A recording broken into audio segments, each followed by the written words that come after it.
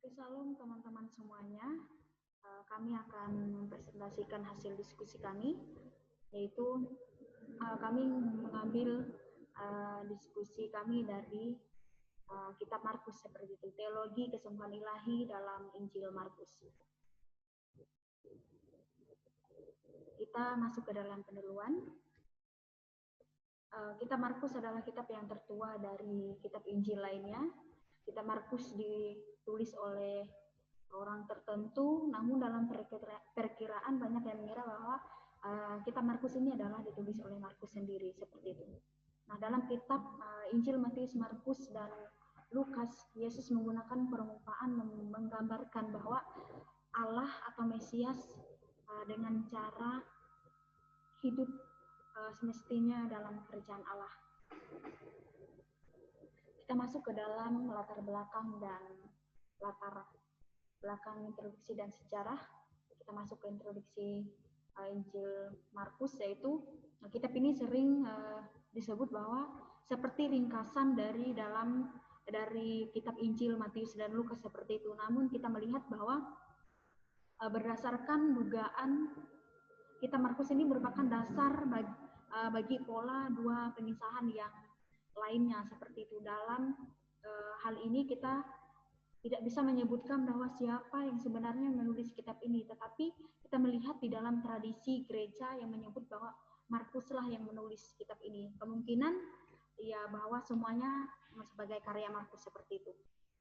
Nah, karena orang yang di masa itu yang mendampingi Paulus yaitu Markus sendiri, seperti itu. Maka kemungkinan besar kitab ini adalah ditulis oleh Markus sendiri. Kita lanjut ke latar belakang sejarah Injil Markus. Dalam perjanjian baru keempat dari kitab ini, yaitu yang sering diberi nama Injil, namun bukanlah nama-nama yang diberi oleh kitab-kitab itu sendiri, kecuali sampai batas tertentu dalam Injil Markus ini. Keempat Injil ini menyajikan keempat kisah Yesus yang kita melihat bahwa menurut di dalam kitab Markus ini, Yesus mengadakan makan malam pada malam terakhir sebagai makan malam di malam Paskah. Nah, dalam kitab ini juga menceritakan alur-alur bagaimana tantangan dalam pelayanan Yesus. Bagaimana dalam Injil Markus ini kita melihat unsur-unsur tradisi yang berbicara tentang pelayanan Yesus. Kita lanjut masuk ke dalam judul diskusi kami, yaitu kesembuhan ilahi dalam kitab Markus. Kita masuk ke dalam pengertian kesembuhan ilahi. Kesembuhan ilahi yaitu sembuh yang artinya pulih, dan ilahi yang artinya mengandung cara-cara Allah. Berarti kesembuhan ilahi ini dapat diartikan sebagai pemulihan dengan cara-cara Allah, pemulihan dengan cara Allah itu sendiri, seperti itu. Nah, kita lanjut kesembuhan ilahi dalam perjanjian lama. Nah, sebagai berbagai peristiwa dalam perjanjian lama yang bisa kita lihat, bisa kita catat bahwa kesembuhan ilahi terjadi pada umumnya melalui perantaraan para nabi, seperti itu. Ada juga yang mengalami kesembuhan ilahi itu melalui dia berdoa langsung kepada Allah, atau kemungkinan disebabkan tidak langsung kepada Allah, seperti itu. Karena kita melihat dari konteks PL, ada orang yang tidak bisa secara langsung datang kepada Allah ketika dia berdoa.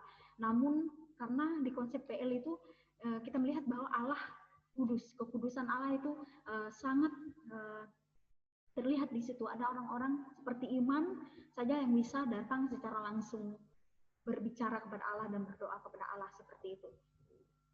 Nah, kesembuhan ilahi dalam Injil Markus ini mencatat peristiwa yang menunjukkan bahwa Yesus melakukan kesembuhan ilahi semata-mata bukan karena untuk menunjukkan ini loh, aku Yesus yang berkuasa, aku Yesus yang hebat, yang penuh dengan kuasa, tetapi tujuan Yesus di sini kita dapat melihat bahwa Yesus mau menunjukkan kepada orang-orang yang belum percaya, mungkin mereka yang belum bertobat, supaya mereka seseorang itu bertobat, berpaling dari kehidupan mereka yang tidak benar di hadapan Tuhan, seperti itu. Itu menjadi tujuan Yesus. Maka apabila pada saat ini kita telah berdoa dan ya kita tidak mengalami apa-apa, ketika kita sakit kita tidak mengalami mengalami kesembuhan, hal tersebut bukan berarti Allah tidak mengasihi kita. Bukan berarti Allah tidak mendengar doa-doa kita, tetapi di sini kita melihat bahwa Allah sedang mengajarkan kita sesuatu yang baru supaya mengubah pola pikir kita, pandangan kita kepada kesembuhan itu, supaya ketika kita datang kepada Allah, ketika kita berdoa, jangan kita cuma di dalam pikiran kita mengalami kesembuhan. Aku pasti sembuh, aku harus sembuh. Tetapi kita harus mengubah pola pikir kita. Berbahagialah orang yang percaya namun tidak melihat. Nah, di dalam sini kita melihat kunci dari kesembuhan ilahi adalah kedaulatan Allah, karena Allah yang mengetahui yang terbaik bagi kita. Nah, kadang kita merasa itu yang terbaik, tetapi di pandangan Allah lebih apa yang ada di pengetahuan kita, apa yang kita ketahui itu Allah terlebih mengetahui hal tersebut seperti itu. Nah, sama halnya dengan virus corona saat ini. Bahwa ketika kita tidak dapat melayani mereka, itu tidak menjadi alasan bahwa kita tidak bisa datang kepada mereka seperti itu. Ketika kita tidak bisa secara langsung menjumpai mereka, itu tidak menunjukkan bahwa kita itu egois, kita memikirkan diri kita sendiri, tetapi inilah hikmat yang Tuhan berikan kepada kita supaya kita juga bisa mencegah penularan penyakit ini seperti itu. Tetapi karena kita percaya bahwa mengapa kita tidak datang kepada mereka, tetapi ada langkah lain, sesuatu yang kita kerjakan, yaitu kita berdoa. Mengapa kita tidak berdoa dari rumah-rumah kita, dari tempat kita berdoa buat mereka? Kenapa kita tidak membawa orang-orang yang kena virus corona ini di dalam doa-doa pribadi kita, dalam persekutuan kita? Itu yang mau kami tunjukkan di dalam paper ini, bahwa Yesus datang kepada mereka secara langsung, tetapi menghadapi virus corona ini kita tidak langsung datang kepada mereka, tetapi melalui doa-doa kita, melalui setiap permohonan kita kepada Allah. Tuhan pasti menunjukkan kuasanya melalui doa-doa kita. Nah, kita masuk ke dalam tafsiran eksegesis Markus 1 ayat 40 sampai 45. Kami berfokus kepada perikop dan ayat ini. Nah, kita melihat di dalam, kami mengambil kata kusta. Dalam ayat ini yang perlu dipahami, dalam bahasa Yunani, bahasa Yunani yaitu bahasa aslinya, kusta menggunakan kata lepra yang menunjukkan kepada kata benda yang berarti semacam penyakit yang mengakibatkan jamur, membuat kulit melepuh dan merah. Nah, kusta ini adalah semacam penyakit kulit yang membuat kulit seseorang itu bersisik. Nah, dalam ayat ini penulis dapat melihat bahwa seorang yang sakit kusta itu tidak diperhatikan orang waktu itu, dijauhkan orang-orang sekitar mereka, dan orang-orang menganggap bahwa mereka najis seperti itu. Tetapi di dalam kesengsaraan mereka kita melihat bahwa orang-orang sakit kusta ini sangat rendah hati sekali. Mereka datang kepada Yesus, datang kepada Tuhan, berlutut, Tuhan, kalau Engkau mau menyembuhkan aku.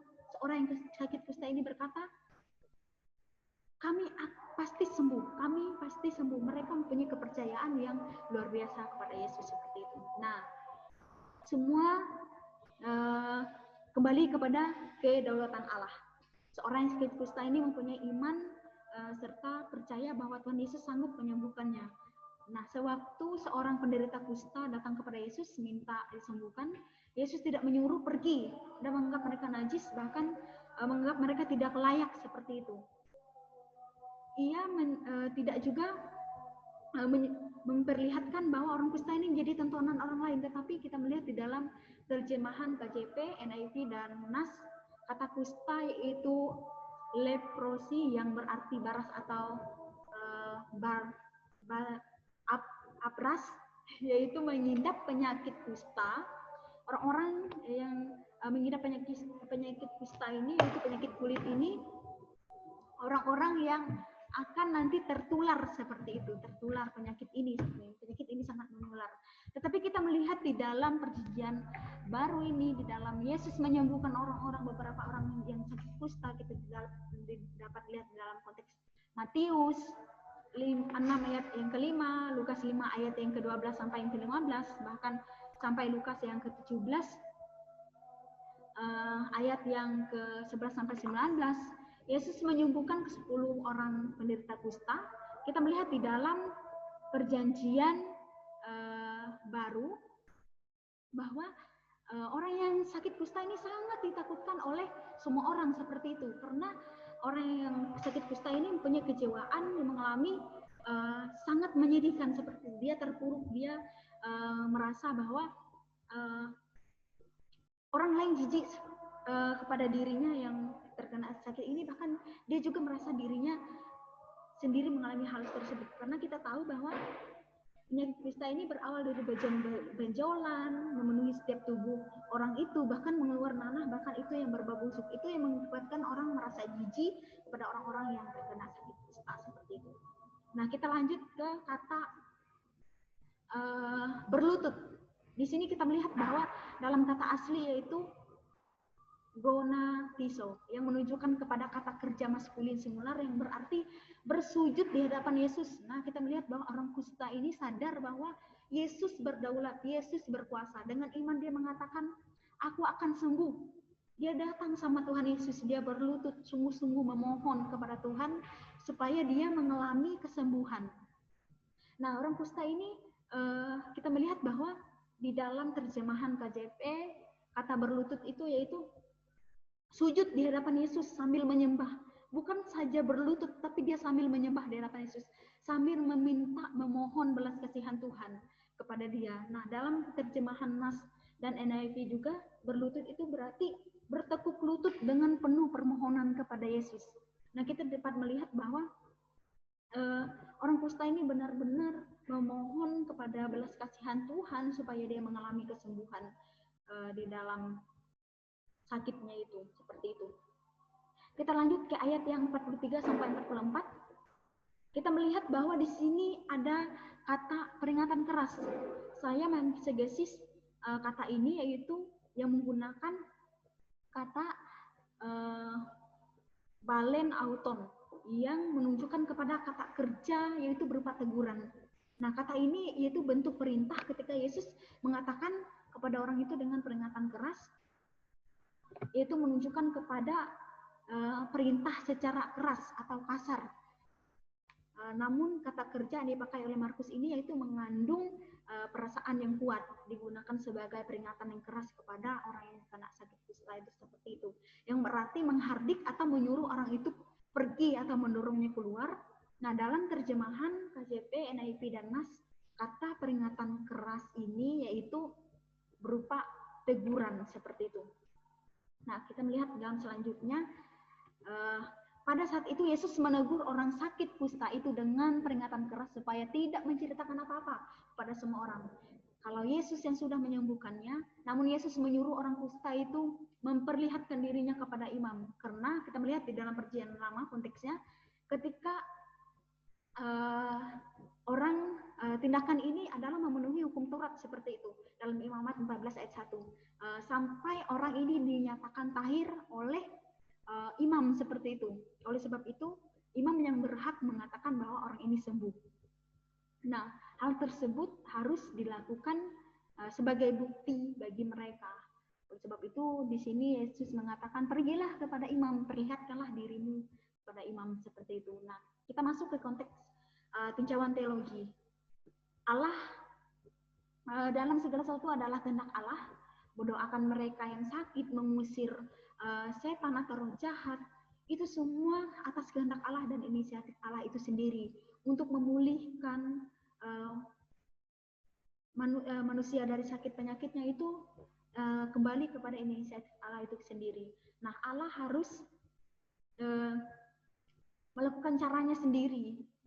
Allah itu terus mau menunjukkan keunikan yang dia lakukan ketika dia dalam menyembuhkan orang-orang sakit. Nah, dalam Alkitab menulis dapat kita menyaksikan bahwa cara-cara yang beragam, ada banyak cara yang Yesus perlihatkan di sini, cara-cara Yesus. Ada yang cuma menyuruh orang itu pulang dengan iman, orang itu sembuh, seperti itu. Ada juga yang menyuruh seperti Naaman nyemplung ke sungai Yordan, seperti itu, dia langsung sembuh. Nah, tapi kita tidak melihat bahwa langsung nyemplung ke sungai Yordan tapi sembuh, tetapi kita melihat bahwa di situ Naaman mau mendengar perkataan abdi Allah, mau mendengarkan perkataan Elisa pada saat itu. Nah, marilah kita melihat bahwa banyak cara-cara Allah, cara-cara tersendiri yang dia lakukan untuk menyembuhkan orang seperti itu. Walaupun ada bagian-bagian tertentu dalam Alkitab yang memperhitungkan bahwa orang benar membuat orang itu sembuh. Orang memakai orang benar, memakai orang saleh, bisa membuat orang sembuh. Tetapi kita melihat bahwa namun semuanya itu mutlak dalam kehendak Allah, bukan dalam kehendak orang itu sendiri, orang yang menyembuhkan itu. Orang tersebut hanya dipakai oleh Allah untuk sarana saja seperti itu. Nah, mujizat kesembuhan ilahi di dalam Alkitab bukanlah sekedar dramatis atau tidak bermakna, tetapi kita melihat bahwa yang menjadi tujuan Yesus di sini yaitu yang dimaksudkan oleh Yesus ketika mereka sembuh, mereka mempunyai keputusan untuk menerima Tuhan Yesus sebagai Tuhan dan Juru Selamat seperti itu. Mereka punya keputusan ketika mereka sembuh, ketika mereka mengalami kesembuhan, ketika mereka mengalami mujizat, itu menjadi tujuan Yesus seperti itu. Kita juga dapat melihat bahwa kesembuhan ilahi bukanlah ukuran untuk mengukur kasih Allah.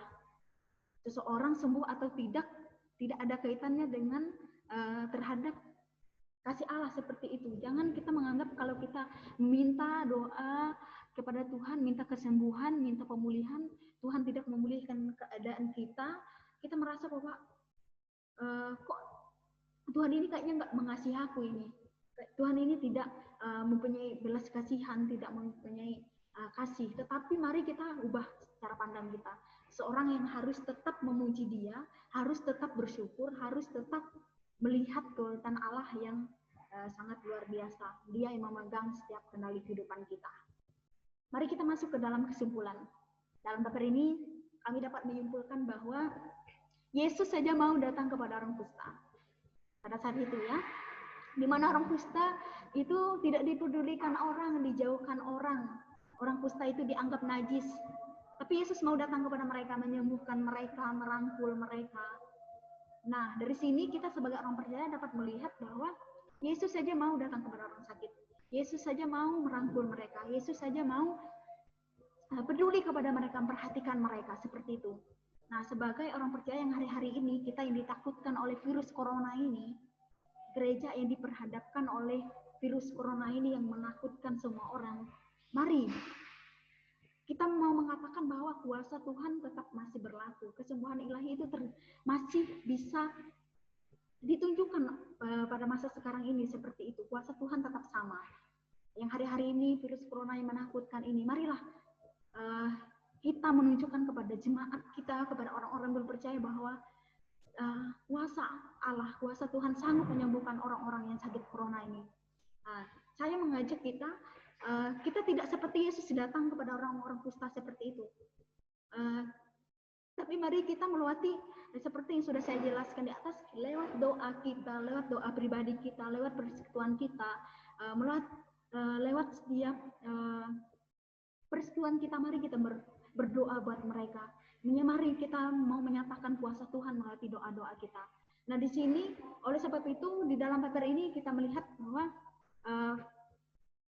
jangan sampai gereja-gereja juga merasa ketakutan menghadapi virus corona yang terjadi pada saat ini. Marilah kita mau menunjukkan bahwa kepada orang-orang, terkhususnya jemaat kita, orang-orang belum percaya, bahwa kuasa Tuhan sanggup menyembuhkan orang sakit corona sekalipun. Kita melihat bahwa janganlah kita memiliki ketakutan yang berlebihan terhadap virus corona ini. Mari melalui virus corona ini kita mau tunjukkan kepada orang-orang yang belum percaya bahwa Allah berdaulat, Tuhan berdaulat, Tuhan sanggup, Tuhan yang mempunyai kedaulatan atas setiap umatnya. Demikian presentasi dari kami.